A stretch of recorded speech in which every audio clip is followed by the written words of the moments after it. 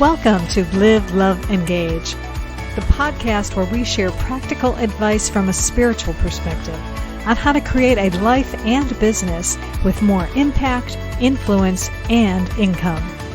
I am your host, Gloria Grace Rand, the insightful copywriter and founder of the Love Method. My mission is to help you stop doubting yourself so you can live fully, love deeply, and engage authentically.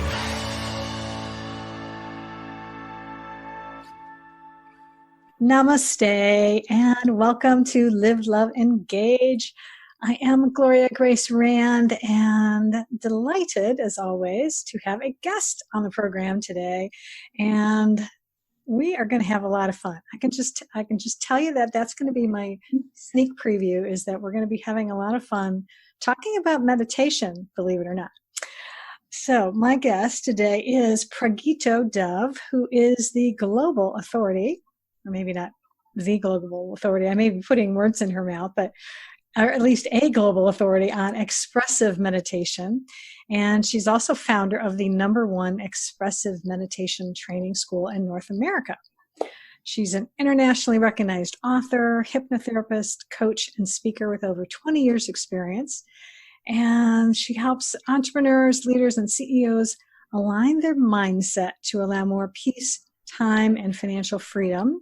She shows you how to change your money blueprint, recondition your mind for automatic abundance, and use spiritual laws to create real-world success. And she's been on the stage with luminaries like John Gray, who wrote the Mars, when it was Men Are From Mars, Women Are From Venus books. That's what it is.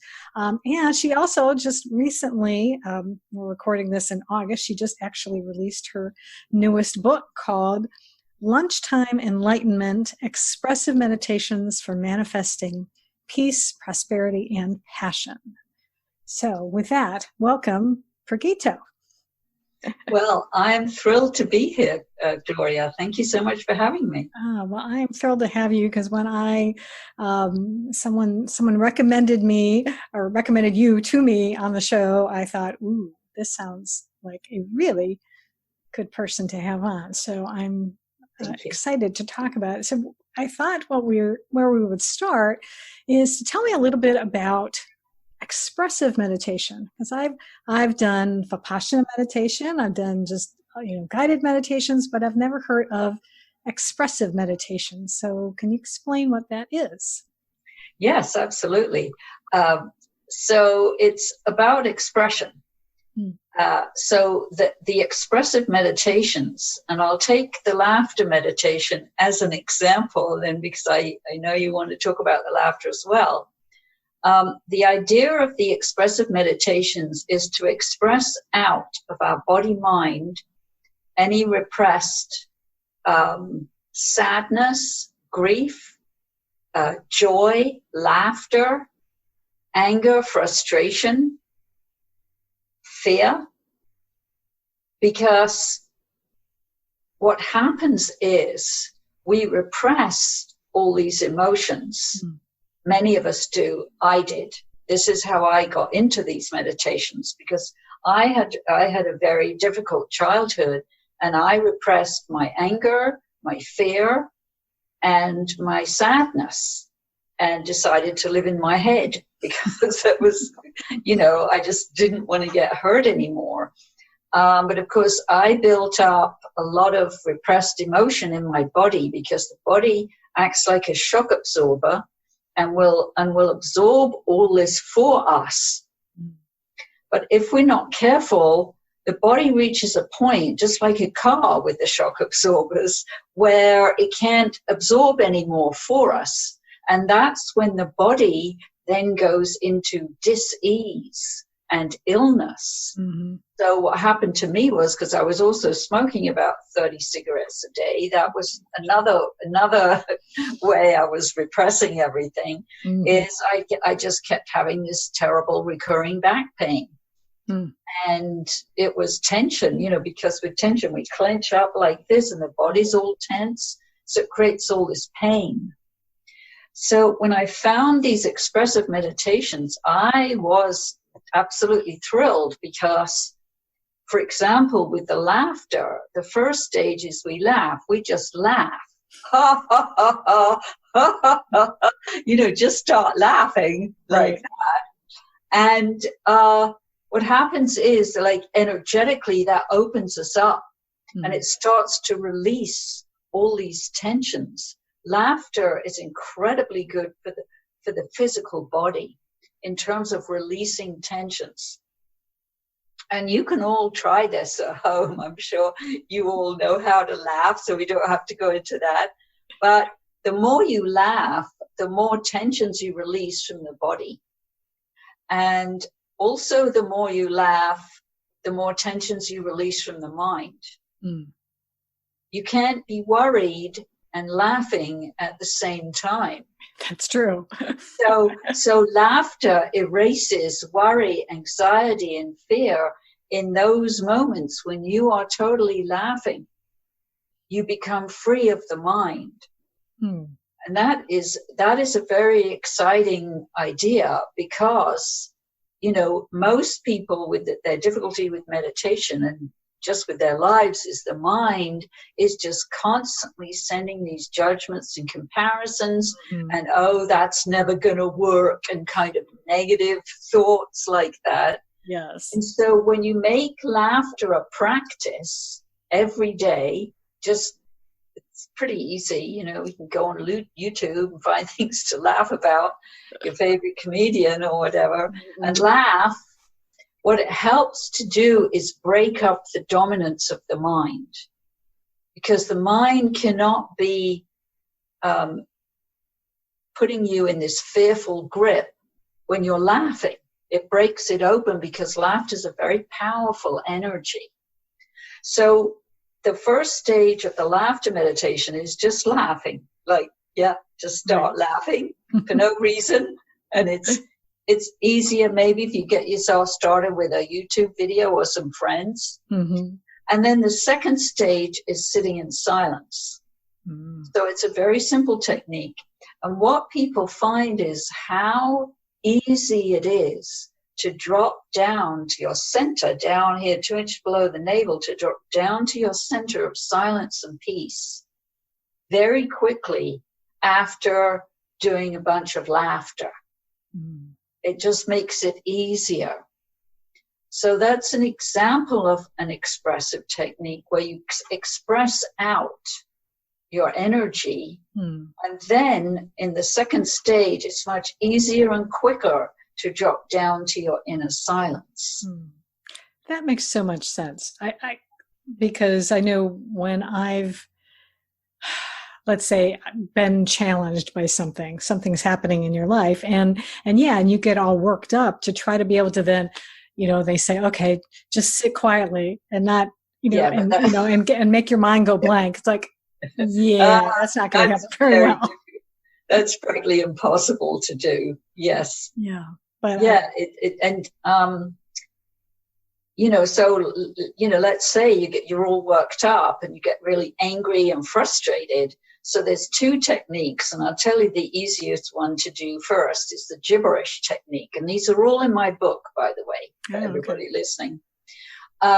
What you do is you close your eyes, and put on a blindfold is better so the eyes don't fly open. And then speaking in gibberish, any kind of nonsense sounds, but not words that you understand. Right. You just get totally angry.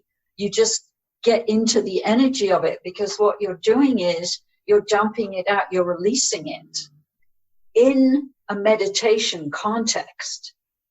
Because as I know you know, if you don't express your anger, one of two things is going to happen. Either you're going to go and dump it on somebody else, who happens just to be passing by down the street, or you're going to repress it. And neither of those is good. Right. So what the gibberish technique offers, and this is an ancient technique from the Sufi tradition, actually, again in my book, is you can dump out your anger. And then in the second stage, when you sit in silence, you've taken the lid off the pressure cooker, and you've vented it all out. And then it's very easy to drop down to your inner silence. And then what happens is you get to that calm, clear place where solutions arise, and creative ideas arise to whatever the situation was that was making you so pissed off, you know. So again, expressing out first, right, and then dropping down to your inner silence. So it's express, don't repress your emotions. Very good. Oh, and that just reminded me of, I did take like a laughter yoga class one time, and it was very good, very good. I can't remember now. Have you ever heard of that one? It was something they would go very good, yeah, or something like that. Oh, but it was a way to be able to, you know, kind of get you into doing that. Yes, joyful, positive energy, because it's really, yes, the words are important, but it's releasing the energy from the body mind. Yeah, that's what needs to happen. So you don't get sick, and you quickly find you're in the silence. Yeah, absolutely. Tell me about the title of that, because I like how you said it's Lunchtime and Enlightenment. So where did that idea come from? Oh, that's a great story. This was quite a few years ago, because this is the second edition of this book. Oh, okay. Along maybe 10 or 15 years ago, I was invited to give a presentation at a bookstore in the financial district of San Francisco. And I almost didn't go, because I thought, well, who in the financial district is going to be interested in meditation at lunchtime, you know? But I got there, and there was about 30 people there. It was like, oh, okay. So I gave this presentation, and the bookstore owner was so impressed with my presentation that she asked me if I'd do a monthly series.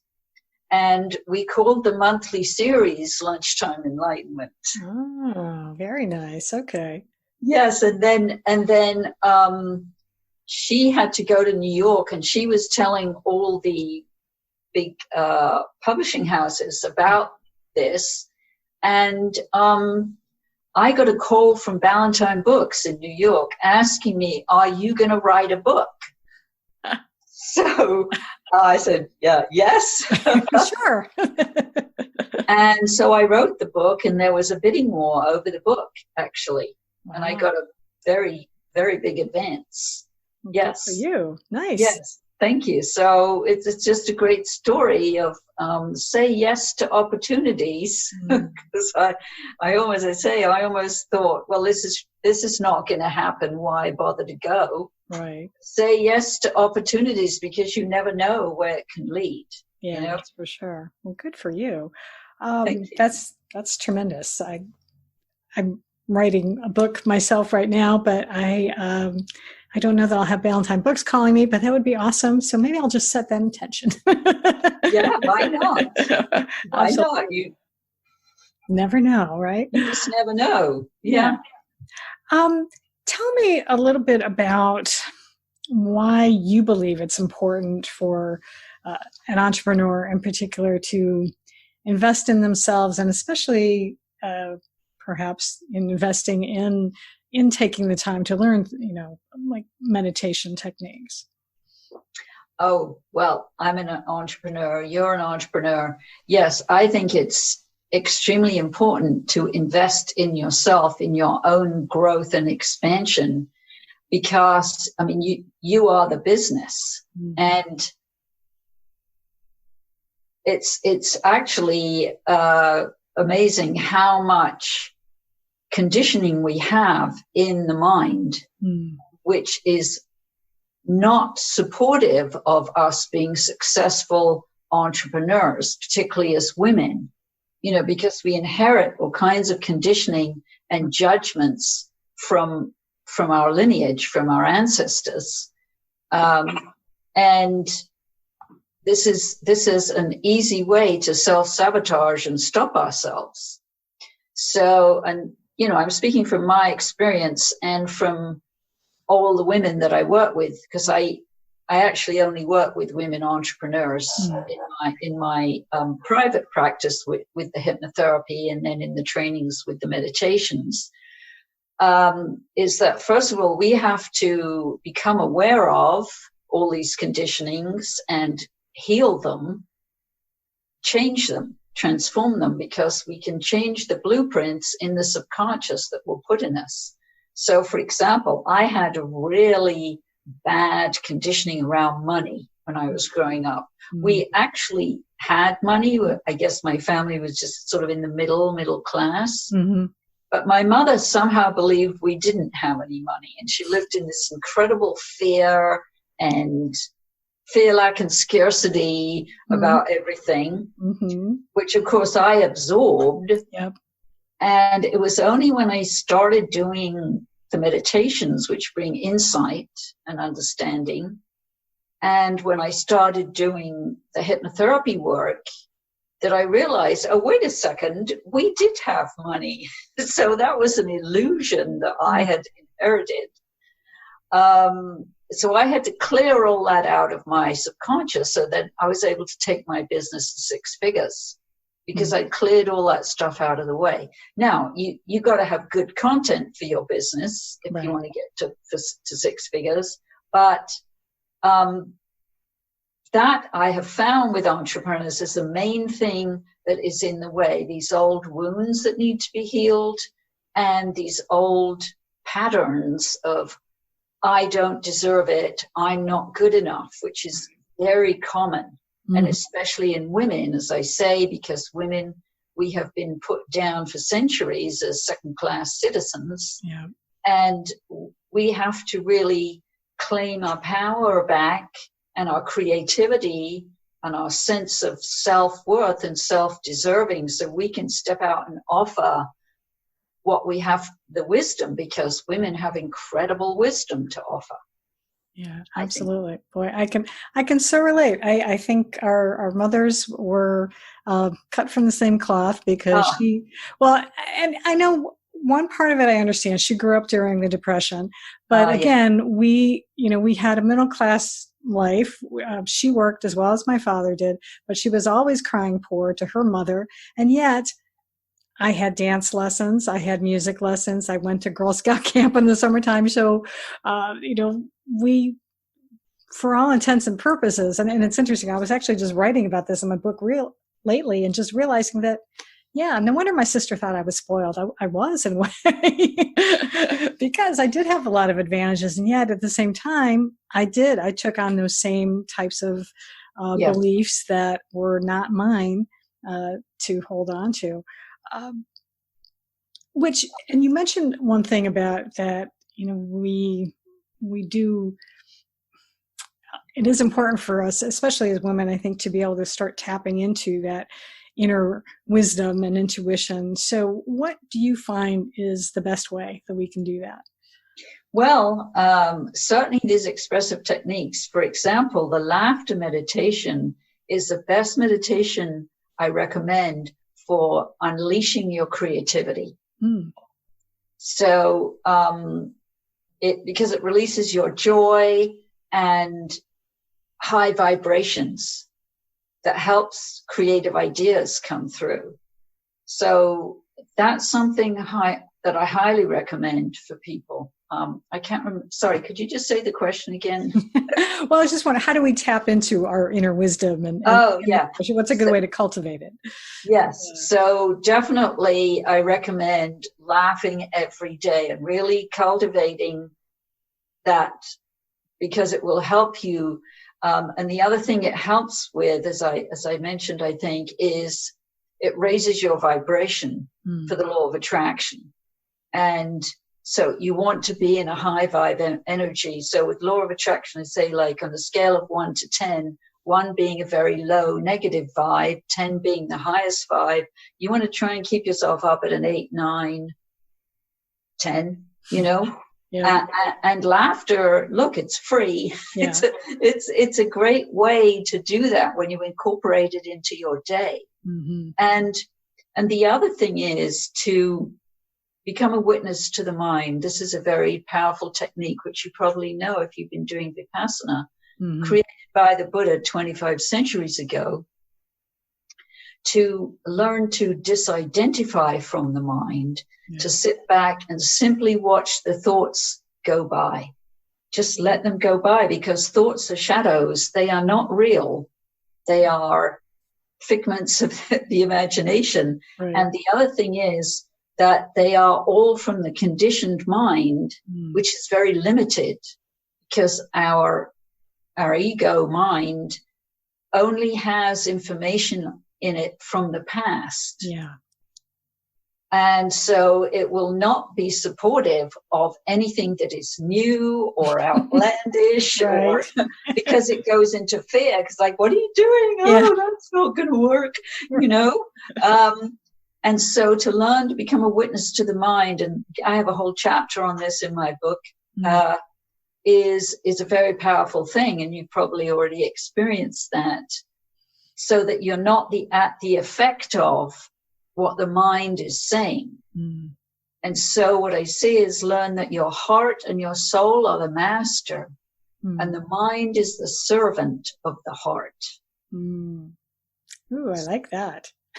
Sorry, I just want to stop there for a minute. Say that again.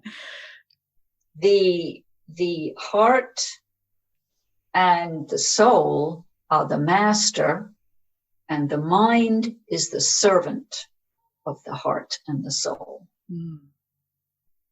Yeah, that's so important to remember. Yeah, because our mind definitely can lead us astray into just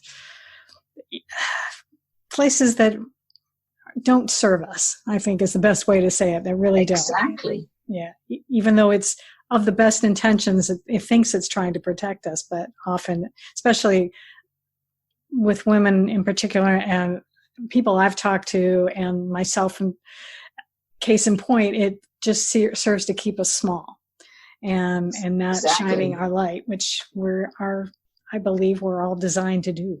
Oh, I mean, we totally are. Yeah. And I see we have fear and greed and comparison and judgment live in the mind. And those are the four, I call them our false friends, the four false friends that do not serve us. Yeah.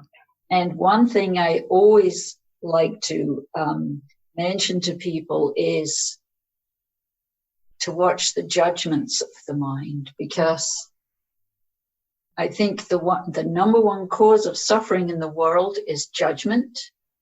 And the person we pick on first is ourselves. Yep. Oh, yeah. So then we're so busy judging ourselves, and then that lowers our self-worth and our self-deserving to help us step out as entrepreneurs. So acceptance is the key. Yeah. And I have a chapter on that in my book. Oh, good. Yeah. Everything I'm talking about, there's a chapter on it in the book. Yes. Because I think that the more we can accept ourselves for who we are and just let the judgments go by, then the more we can accept others. But the more we judge ourselves, the more we judge others. Right. Absolutely. And the more, and also it's important to have compassion for ourselves. Yeah. And then we have more compassion for others. And that's what the world needs. More compassion, more acceptance, more kindness, more love. But we have to start with ourselves with all those. Yeah, definitely. All those things, you know? Absolutely. Then it ripples out. For sure. If someone hasn't been meditating before, and now they're hearing this, and hopefully they're inspired to start, what's the best way for someone to get started? And because some people think, well, does this mean I have to sit for half an hour? Not necessarily, I think, anyway. But what is your advice to someone who wants to get started? Well, that's a great question. Thank you. The thing is to understand what meditation is and what it is not. Meditation is not a technique, like sitting in silence for an hour or 3 hours or something. That is a technique. But what is meditation? Meditation is awareness. Meditation is being in the present moment. Okay. Either you are in the present moment or you are not. So the mind will take you to the future or the past. Right.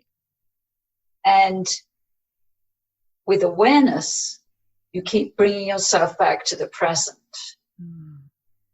Always with compassion, because the mind is, it's in the habit of dragging us off track.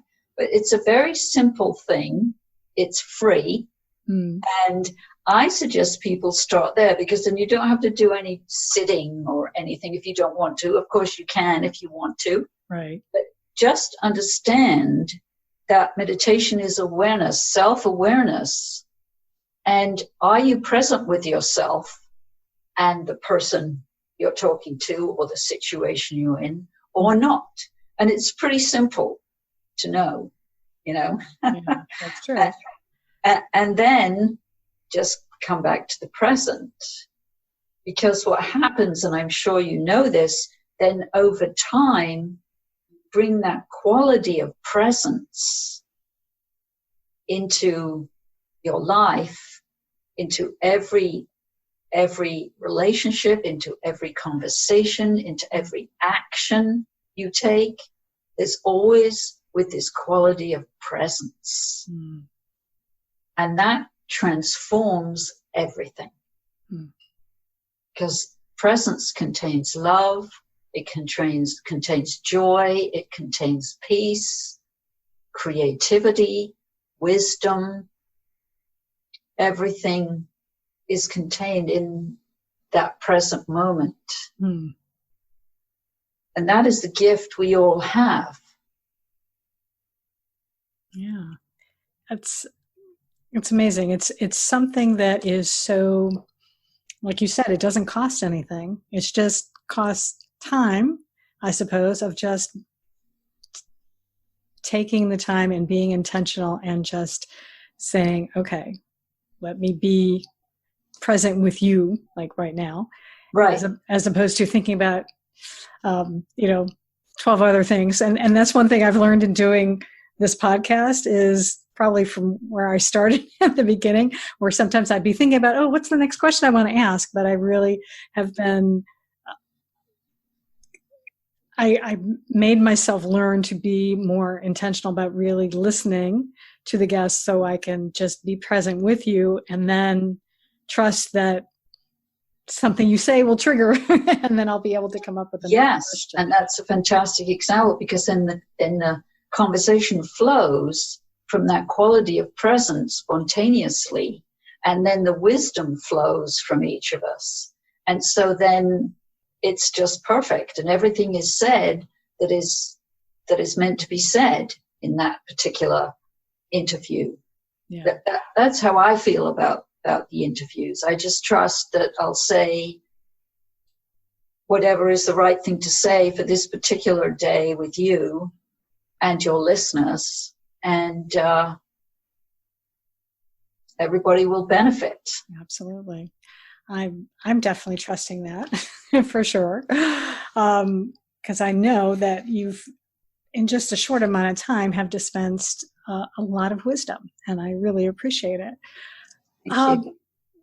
If someone, well, actually, let me just mention, or actually not mention, but let me ask you briefly, because you did mention that you do work with women entrepreneurs. So how do you work with people? Do you work one-on-one? Do you do group programs? What do you do? I work one-on-one with the hypnotherapy work. So I'm a licensed hypnotherapist, and coaching. So I have programs for that, and that's on the phone, so it doesn't matter where people live. And then I also have group programs, small groups and they're usually also my one-on-one clients, because women like the groups, and it's amazing how they can help each other. By one has a problem here, and then the other one says, oh yeah, I have that too. So I do that. And then I have the meditation trainings. So all these meditations, which are in the book, I do trainings. So I have a laughter meditation that has its own, because it's so incredibly important, I think, and it's such an easy thing. But there's a lot to learn about it, actually. And then I'm going to be doing in the beginning of next year, I will start a level 2 of the training, which is the 9 main chapters of the book. To go through those, like it's a 9-week online class with me. And then in October of 2021 is the 6-day in-person practitioner certification training, where we do the expressive, because we can't do all these expressive techniques on Zoom. Right. We can do the laughter on Zoom, but the rest of them, so that's in person in Tucson, Arizona, where I live. So people can get a certification from my company, Discover Meditation Training, in meditation, and can go out, either add it to the practice, to the business they already have, or start a new business, whatever they want to do. But I am very keen to train people, because I think we need a lot more meditation teachers out there, and the whole planet needs meditation. So there's no shortage of clients out there for everybody. Absolutely. Absolutely. Well, I love Tucson. I've been out there many times because that's where my sister used to live. So who knows? Maybe I'll even check this out next year. It would be wonderful to not have to worry, to be able to travel next year again would be wonderful. So yes, I think by October of 2021, I think we will. That's why I didn't do it this year. I just moved it to, I'm sure we will, by then. Absolutely. Well, one last thing before I let you go is I wanted to ask for our listeners if they want to be able to find out more information about meditation trainings or working with you one-on-one, where is the best place for them to find you? Well, my website, discovermeditation.com. And I do have a free gift for everyone when they go there. There's a free gift, and when you can sign up for my newsletter, the Laughing Buddhas Network newsletter. I like that. Thank you. And so you can then you can stay up to date on everything I'm doing. I also have a Laughing Buddhas Network Facebook group as well, if anybody prefers to find me on Facebook. All right. Well, I'll make sure I have all that information in the show notes. And I just want to thank you so much for being here today. I really enjoyed our discussion, and I look forward to, I'm going to have to pick up a copy of your book so I can take a look at it and learn some more about all the expressive meditations. But I love the idea of laughter. And I know that there have been studies about how good laughter is for you. Oh, yeah. So I want to make it a point to start making sure that I am laughing every day, especially because I want to be more creative. I've already been getting into doing more of that anyway, but you can never be creative enough, I think. Oh, absolutely. It's creativity. It's like endless, isn't it? Yes, absolutely. All right. Well, thank you again for being here, and thank you, all of my awesome listeners out there, and who's ever watching on YouTube as well. I appreciate you. And until next time, I encourage you, as always, to go out and live fully, love deeply, and engage authentically. One more thing before you go. As a valued listener of the Live, Love, Engage podcast, I want to help you shine your light in the world, not only while you're listening to the show, but all day, every day of the week. That's why I created the Live, Love, Engage Spiritual Awakening Community on Facebook. It's a place for you to gather with other business professionals and entrepreneurs who are committed to living the life of their dreams. If you want to be a part of this community and receive free trainings from me, go to liveloveengage.com and request to join.